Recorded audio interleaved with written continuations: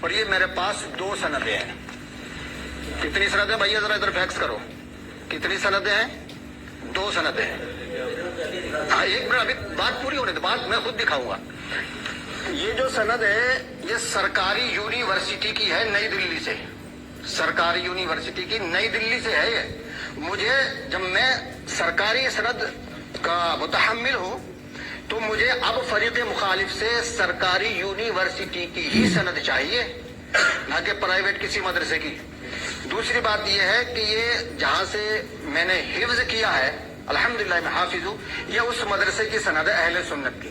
میرے پاس 2 سندیں ہیں، ایک حفظ کی ہے اور دوسری عالم کی ہے سرکاری یونیورسٹی سے.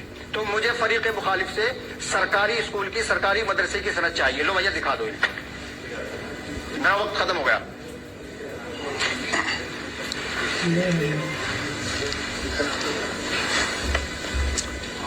ہو گیا.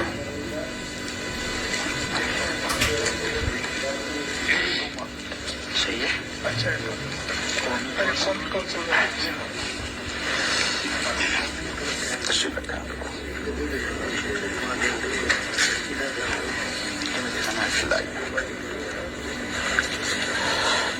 بیٹھے آپ لوگ. بسم اللہ الرحمن الرحیم. رفیقان محترم،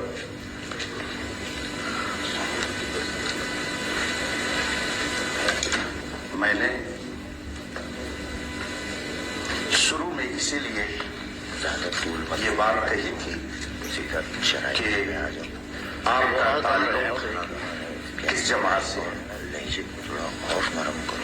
آپ نے اس بات کا اقرار کیا کہ ہم اہل سنت و جماعت ہیں، اور اہل سنت و جماعت کے نزدیک علماء اہل سنت کے نزدیک قرآن و حدیث کے علاوہ بے شمار کتابیں ایسی ہیں جو سند کا درجہ رکھتی ہیں. ہزاروں کتابیں. مثلا آپ کو قرآن کریم کی تفسیر اپنے من سے کرنے کی اجازت نہیں ہے. رسول پاک صلی اللہ علیہ وسلم نے ارشاد فرمایا، من کذب علی متعمدا فلیتبوأ مقعده من النار. من قال فی القرآن برأیہ فلیتبوأ مقعده من النار.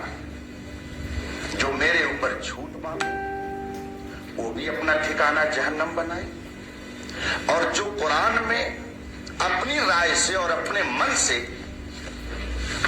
جس کی تائید اقوال صحابہ اور ائمہ سے نہ ہوتی ہو، اپنی طبیعت سے قرآن میں کچھ کہے، رسول کریم صلی اللہ علیہ وآلہ وسلم فرماتے ہیں کہ وہ بھی اپنا ٹھکانہ جہنم بنا لے. تو قرآن کی تفسیر کو جاننے کے لیے تفسیر کی معتبر کتابیں ہیں. حدیث کی شرح کو جاننے کے لیے حدیث کی بہت ساری، جس طرح سے قرآن اور حدیث دلیل ہے، اسی طریقے سے معتبر علماء کی کتابیں اور ان کے ارشادات بھی دلیل ہیں. اور انہوں نے بے دلیل وہ باتیں نہیں کہی ہیں. آپ کہہ رہے ہیں کہ انہوں نے قرآن سے کوئی ثبوت نہیں دیا، جبکہ میں نے قرآن کی آیت پڑھی، وَإِذَا خَاطَبَهُمُ الْجَاهِلُونَ قَالُوا سَلَامًا. قرآن خود کہتا ہے جاہلوں سے مباحثہ مت کرو، عالموں سے کرو. یہ قرآن کا حکم ہے. اور آپ چونکہ قاری صاحب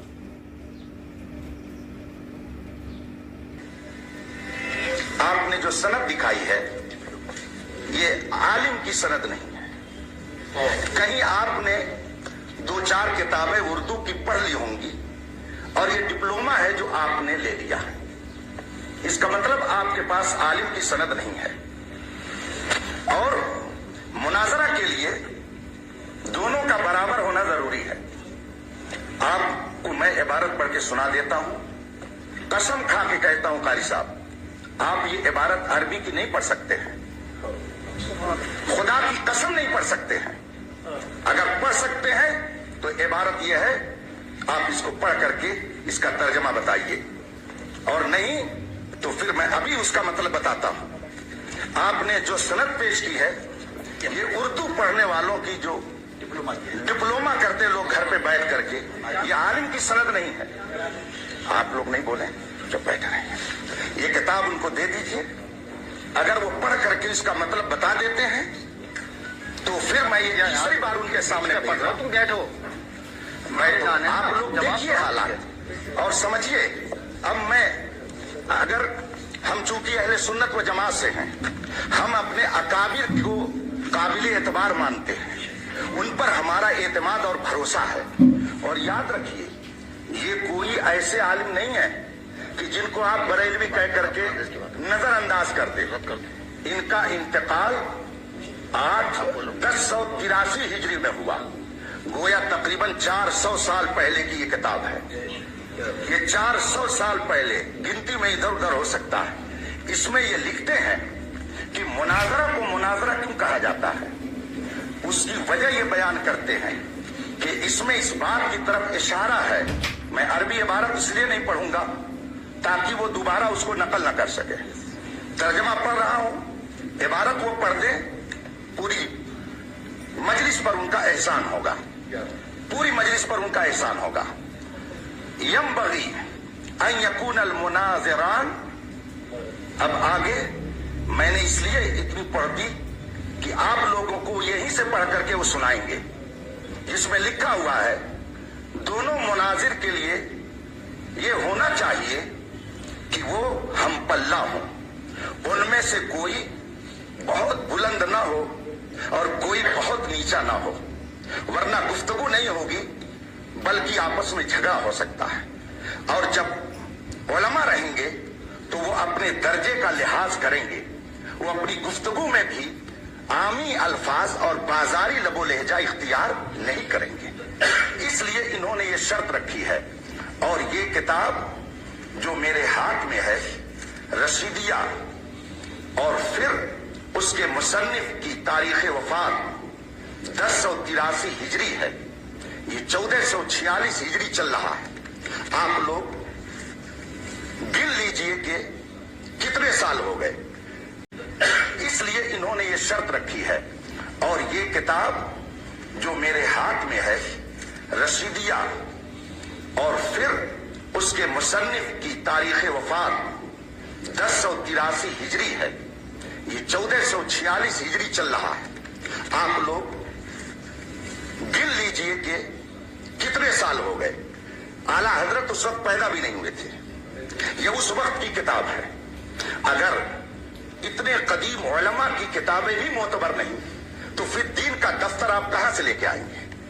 किन की बातें मोतबर होंगी? इसलिए मैंने कहा, और इन्होंने अपनी तरफ से नहीं लिखा, ये बहुत बड़े आलिम थे उस जमाने के, तो इन्होंने जो कुछ लिखा किताब व सुन्नत की रोशनी में लिखा है। कुरान से मैंने आयत करीमा पेश की कि जाहिल से बहस करना ये उलमा का काम नहीं है।